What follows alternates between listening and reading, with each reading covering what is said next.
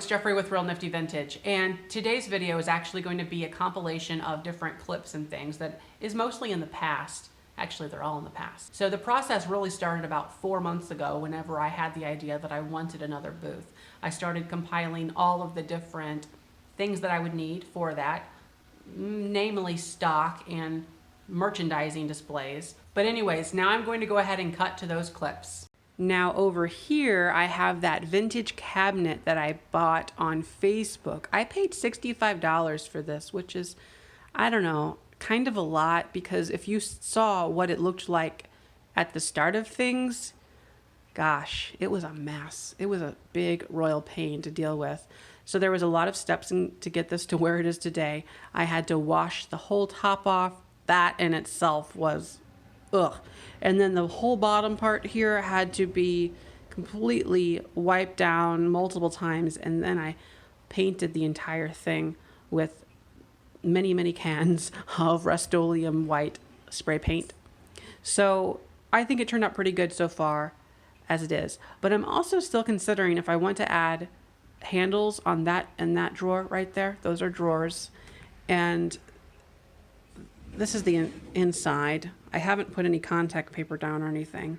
That's how it was, but that's not going to fly with me. So I'm going to have to put some contact paper down because I don't like it. So that's that. And I'm, yes, like I said, considering putting the handles. So there were doors down here, but doors in a booth is not a good idea. They'll inevitably end up either shut or open or broke off, or somebody will trip over them. So no doors for you and me. So I took the doors off, but the handles, why not still use them? So Barb has been pushing me to put handles, those handles on the drawers, which I'll do, but it takes, I got to get a drill bit, drill through this metal, go get screws at the place that sells screws, and then do it, concoct it. So it's not exactly a 30-minute thing. Well, it might be, but I don't know. I'm just dragging my heels on that. Yeah, they would look cool. It would really add to that vibe, that 50s vibe, if I put the drawer handles on there. So as far as like what I want to do on the inside of these, I don't know, because that's another one of those things where having open drawers having open drawers isn't really the best thing. As you can see, it cuts down on some of your viewing pleasure there. So yeah, I don't know. This is sort of an unusable moment down here. Let me shut these. They're in the way already, peeps. All right, so down here, this thing actually turns, and as you can see back there, it's in pretty dire straits. Yikes. This is that red shelf that I paid, I don't know, $25 for, I think. I don't remember. So we were considering what color to paint this. Many of you said to keep it red because that's more traditionally the colors of like the 50s, but that's not always true. There was many, many colors used.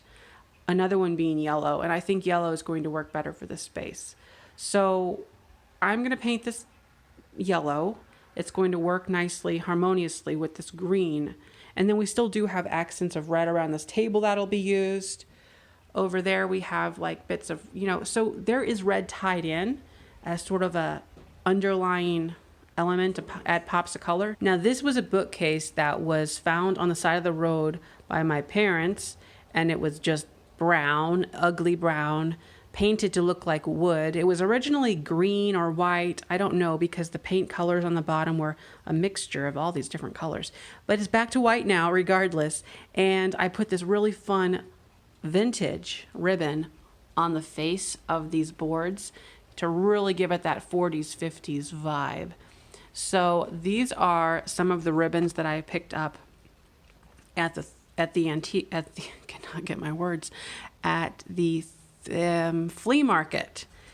And I did pay $4 for the whole box of it, and this is only a very small part of it. The rest of it's just basic red and yellow ribbon, but these are really fun. And I used this one here. It's like a red plaid.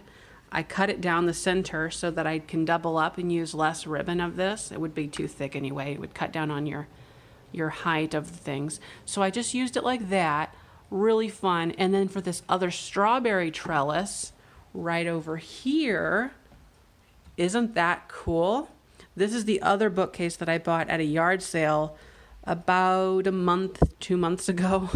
And it was $20. It was already painted white. It was good and clean. It was sitting in their garage. And I put this trellis ribbon along the edges of these shelves. I left the ribbon, this ribbon, at the regular height because it has more detail and you need to really see what you're, what the subject is. And then above it, this is actually probably going to be mounted on the wall above this shelf in that booth. This was a regular, like, oak color. It was just regular oak, and I painted it white. Gosh, all of this, well, this took three or four coats, and so did that. I also got this really neat retro rolling cart with these chrome accents on the sides, and we have this red and gray splatter for mica. It's also interesting because someone had wired it up for electricity, which doesn't really matter for the booth. That will not be a thing in the booth. But this is going to go great in that 40s, 50s theme booth. And yeah, 2 levels, awesome. I did pay $30 for it, which is more than I'm used to spending for things like this. I have a really cool blue cart downstairs. I bought it at an auction for $1, and it is like an old Costco cart. It has blue with this kind of textured top to it that's like almost like a fabric, but very firm fabric with texture to it. Awesome. And then the second and third shelf, there's 3 shelves total. Second and third is straight like blue, and it's a very fun turquoise color with black metal. So this is chrome, and the chrome is pretty good. Pretty good. This chrome is much better, as you can tell, than the one I had over on the other side of over there. And it's cracked ice, gray cracked ice. I bought that one, that other cart. Gosh, I feel like I should just show you because, if you don't keep up with every single video, you just have no clue, do you? Okay, well, so this one is cracked ice for mica. I bought this from a lady, I think for like $5, but as you can tell, this is much worse. This was in a shed, so obviously it did not do so well with staying fresh, and you can see really bad shape. Oh, that just pains me. But there it is. So that's one shelf, or one cart, and then I have that other cart. This is bubble wrap. 350 feet of bubble wrap. We got to have that. So yeah, so this is so cool. Aren't you cool? Yep, you are. So those 2 rolling carts will go in that booth, and they're great because they're modular. So you can just wheel them around wherever they fit, and they will not be for sale. In fact, none of these pieces are going to be for sale except the things that are on them, all the smalls. I'm not selling any furniture unless I have a little room left over for things to slip in and slip out for sale. So it is another day, and I got all of the coats done on this shelf. It was originally red. It is now a very cheery yellow. I like the yellow so much more. It's not as aggressive feeling, and it's plus it's just lighter. It just makes the space not feel so like so love the way it looks. Now I did go ahead and pull some of these items off of my online store. That's what I did this morning. So these were listed. I pulled those. I have all this hazel atlas in the platinite line. All of these I pulled. They're not doing very well online at all. I don't think they're going to do extremely well in the booth, but we got to give them a shot. So we'll do that. And then, I pulled some of these little cups here, little glasses. Thought those were cute. And then I pulled these.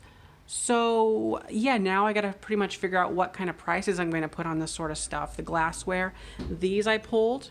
I think this is something that would sell for sure online. It's just that the more I thought about it, I was like, gosh, that's a lot to ship. And between each glass and then this caddy, I'm just not looking forward to that for the shipping. But they're really pretty, and I think they should do okay in the booth. I had them around $80 online with shipping included, and I was thinking that the shipping was going to be like $20.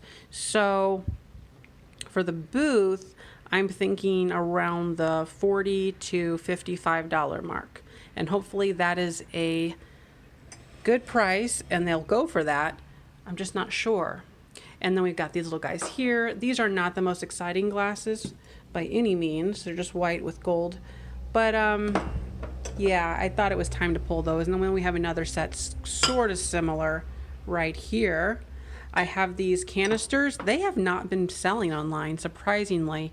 You know, a year and a half ago, these were really flying off the shelf, these canisters. This is more of like a copper tone look, and it could just be the wear that's present on these. Maybe people are being very choosy with it. They are West Bend. In the booth, we'll see what they go for. Hopefully at least $20. Online, I had them at $40 with shipping included, and the shipping on that was going to be like 15 bucks. So yeah, so they're going to sell for pretty much about the same in the booth, just minus the shipping, hopefully. And then I went ahead and laid this cart out right here. This is the first cart that I bought for $5. And I thought that it would fit really nicely right here, nestled in. And then to use your imagination a little bit, actually, we can just look across the room. That shelf right over there is the one that's going to go right next to this cart. And then we have that white shelf that extends the rest of the 8 feet. So over here, I have an abundance of salt and pepper shakers.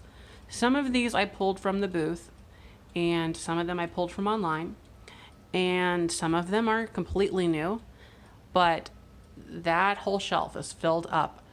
Of course, nothing is priced, which is going to be an adventure all in itself, and don't really pay attention to how I have this on here. It's not really correct. I just sort of threw things on there to see really how far, you know, how much more do I need. And then over here, I have the figurines up top so that they're at kind of closer to you. You can see them. Lots of kittens on the top there, really cute. And then some more smaller type items here. Then we have some candy dishes, a pitcher, carnival chalkware, a planter, a Miro or aluminum type pitcher. So that's awesome. Things are really starting to come together. Oh, and then we still have this shelf right here that will be mounted on the wall above that one. So it'll be flush with the left side, overhang the right side. And if you remember, the bar cart, that gray one kind of slides right there. So it sort of just pockets that all together nicely, and it'll be great. I'm setting down to do my stamps now. This is the custom stamp that I had made. I purchased this on Etsy from somebody in the US. So I was able to get the stamp ordered and here within like 3 days, which is awesome because I just found out a few days ago what my booth number was going to be. And the one of the main reasons for having a stamp like this is because every tag that I have, they come blank, you see. Every tag that I have needs to have my dealer number on it, and in this case that would be number 35JT89. So that is my dealer number. But since I have a dealer number and I need to make a stamp anyway, or well, you don't have to, but it just makes it a lot easier so you don't have to keep rewriting this on your tags. But since I was doing that anyway, I thought I would go ahead and make it a branding, like a branding moment. So really play up the fact that this is like a 1950s booth, and it sort of just adds to the elevation and the perceived value. So it just makes it look more professional. That's like the main thing. So I put some lines on there so I can write in a straight line. I put my strawberries and my cherries. So it's just a really cute red stamp. And then we have this red and white checkerboard. I'm going to do my first stamp. I have not done this yet, so hopefully it goes off without a hitch. You just put it right over the tag and push down, and there we are. There's my stamp. So technically, in an ideal world, this thing would be made and it would be full edge to edge or close to it, and you'd really take advantage of the space. But these stamps do not come in any better size ratio that I found, and this is Trodat. So yeah. Anyways, I now have a pile here of tags to stamp, but I'm just gonna go to town with that. If you're interested in where I got these, I buy them by the set of 1,000, and I will, let me think here. I'll put the link in the description because I can't remember, but I think it's called expresstags.com. spelt with an X, not EX. So I will put that in the description, but these are size 2 3/6 by 1 7/16. So that's actually another good point. You know, I could have also got tags that were exactly more closer to this, but the point is these were the tags that I already were using for my other 2 booths. So I've got 2 boxes of them, and I just, to keep it simple, I buy the tags in bulk, and I want to use all the same type of tag. I think math-wise, these come out to about 3 cents. 3 cents per tag, I think. The ink is negligible that you would use in this thing. And to refill it, it's a self-inking. To refill it, what you do is you go like this. There's the stamp. And then right in there is the pad. And you just get some red ink and you drop it on that sponge thing. And that's how you refill the self-inking aspect of it. So yeah, really cool.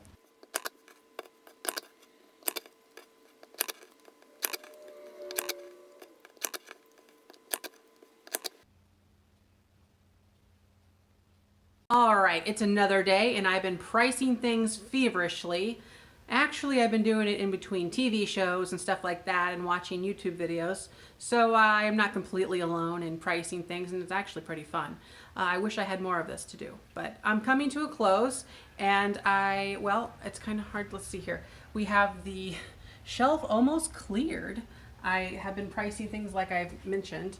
We have here, you know, what the tag looks like and how it's working out. And like I said, I'm just about done. I have a couple, like I have some fabric to do in the drawers here, a tiny bit left here on this cart right on top, but I'll show you what I've got going on over here. Actually, you can see it right back there. Those are all giant tubs full of stuff, and that's going to be fun to move. But yeah, my shelves are clearing off. Those are now cleared, so that's really cool. All right, I've got the truck all filled up with the booth displays. The back looks not too great. I didn't bother painting that because it was a lot of effort getting the fronts done, but it is really filled up, as you can see there. And now I am on my way to the booth. I need to finish painting it, or actually start painting it. And after that, I got to do the floors. Here's the back side where I did some Rust-Oleum. This is just to keep and prevent rust from coming through. So you don't really see this side, but yep, I have to do the floors, the paint job, and then these displays can go in. And then I might come back today and get the rest of these display pieces so I can do it, but we'll see how I feel. And I'm about to go in and start painting. So I've got to paint the booth first and then put the floor in, and then I can get the stuff out of the back of the truck. And that's going to be a whole endeavor in itself because I don't think I can get it out by myself.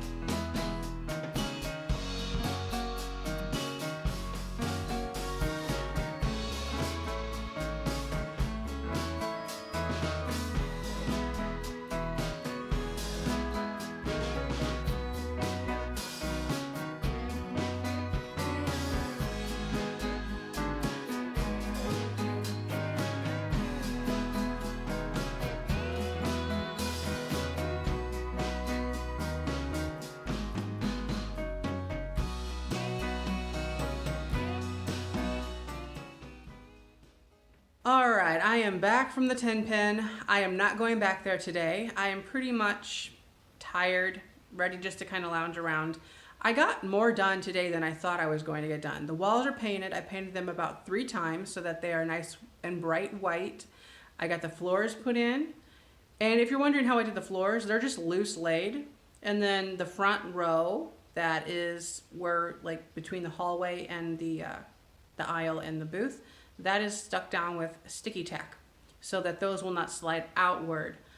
But yeah, there's furniture pretty much along the back of the booth and the sides, so that'll keep those from moving. And plus, it's like pretty snug. So it's an 8x8 booth, and the tiles themselves are pretty much wall to wall without any issue.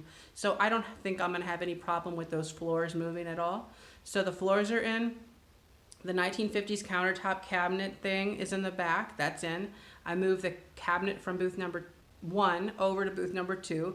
That back wall is coming together pretty well. So all in all, I got everything done that I wanted to get done, so I'm pretty happy. The next step is tomorrow, that I'm going to be going with the yellow cabinet that sits on top of the cabinet, the yellow shelf that goes on top of the white cabinet in the back. That's gonna go in. I've got to take all the merchandise. That's like a lot of big, heavy things. Those have got to go in, all the big totes full of that stuff. And then I've got a couple rolling carts, Formica rolling carts. Those have to go in. And oh, and that steak and shake table, that retro white and chrome steak and shake table. So yeah, I think I'm about halfway done, or a little over half. So yeah, it's coming together real swell.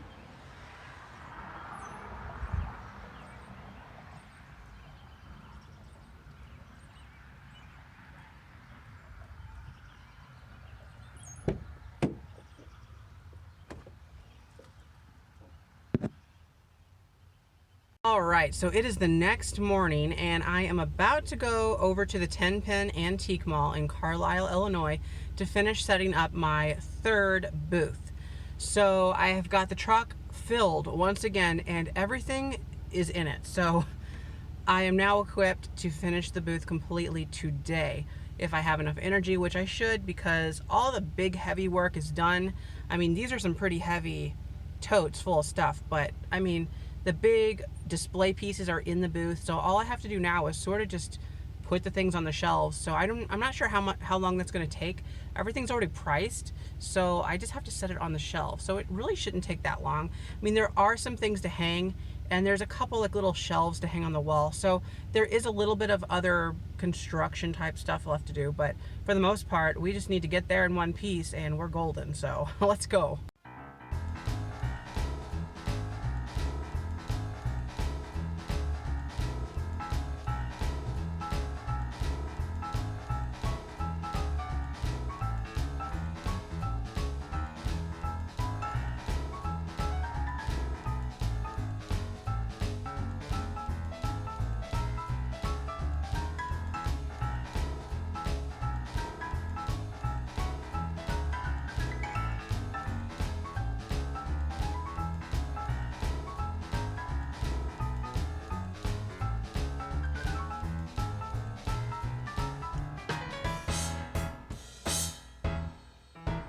It's done. I am so happy that I finally finished the booth. All right, if you've been following me, and I mean, you probably know just how long this process has been, but sometimes you do have to wait, and that is perfectly fine because it did give me ample time to put things together and formulate the idea in my head. And as you did see, the booth came together.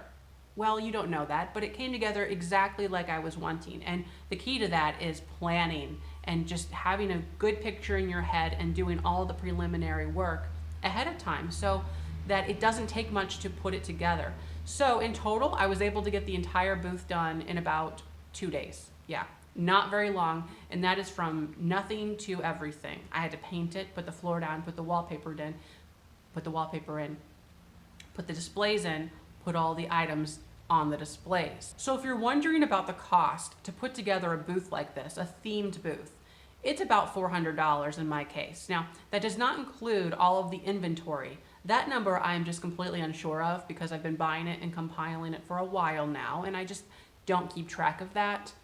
But I know that number is pretty low too. It's just that the build out, the build out was about $400, and I mean, there's a lot that go into it. The flooring, the paint, the wallpaper, the displays. That cabinet display in the corner actually did cost about $100 all in itself. And then you've got the shelf that's sitting on top of it. That's money there too. That was about $25. Then we've got that white cabinet that's in the corner. Now, that white cabinet in the corner has been purchased a long time ago. I'm including it in this assessment because it does relate to how to put the booth together and everything that went into it. But that was already included because I spent $100 for it about a year and a half ago. I really wanted to do a themed booth, and I was willing to take on a project like this. You can easily start a booth for much less. Obviously, you don't have to have special displays. You don't have to put a floor down. You don't have to paint the walls usually. So it can be done for a lot cheaper. But in my case, I wanted to tackle this project. The next step is actually going to be looking into the third space, the new corner booth that I have, and how I can best use it. I don't want to take it for granted of having it, and I definitely want to make sure that I am putting in good quality items that are going to make the return on my money so that I can bring each booth up to a good standing. Part of that is actually going to be using separate tags for each booth. Now, whenever I only had 2 booths, I was using the same tag for both booths. You could do this or you could not. But for me, it helps me decide how much each space is bringing in.